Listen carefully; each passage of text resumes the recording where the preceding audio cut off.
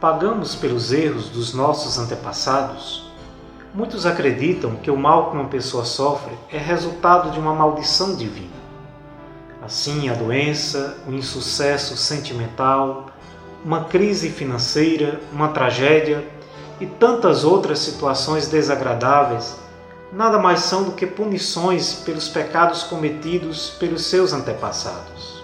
Tal compreensão é resultado de uma interpretação equivocada do texto bíblico que se encontra no livro do Êxodo, no capítulo 20, versículo 5, que diz: Porque eu sou o Senhor teu Deus, que visito a iniquidade dos pais nos filhos até a terceira geração daqueles que me aborrecem.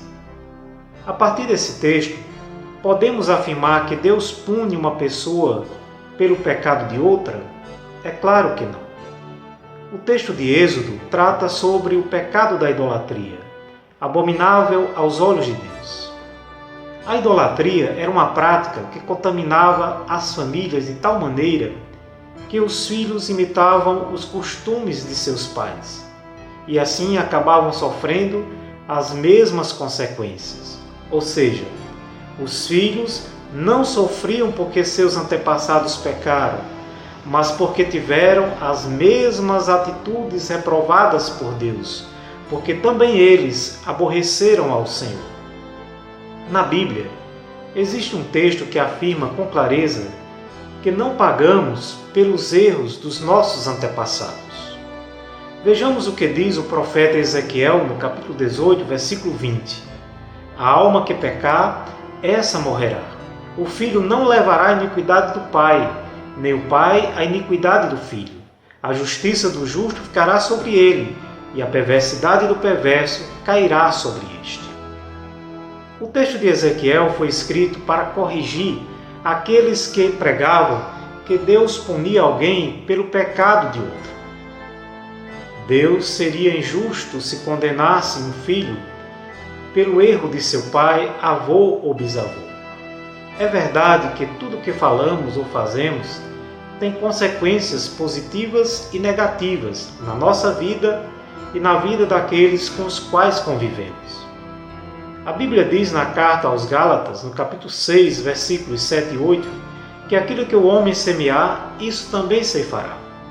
Porque o que semeia para a própria carne, da carne colherá corrupção. Mas o que semeia para o Espírito, colherá vida eterna.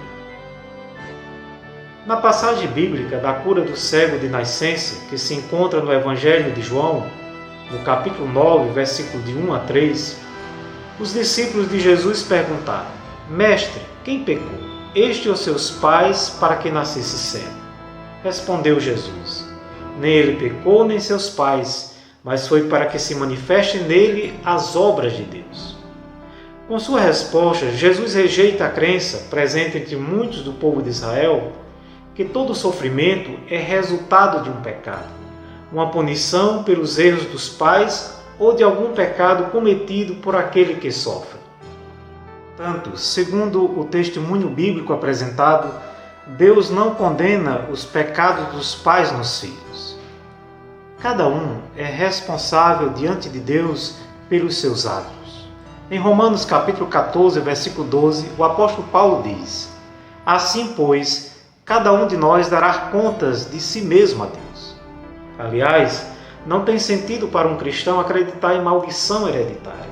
Isso é, pecados na família que têm consequências para as várias gerações, pois Cristo, pela sua redenção, de forma eficiente e eficaz, já nos libertou da maldição da lei. Pagou nossa culpa diante de Deus, de tal forma que a maldição prescrita na lei já não tem nenhum efeito sobre nós. Obrigado pela sua companhia, graça e paz, e até a próxima oportunidade, se assim o Senhor nos permitir.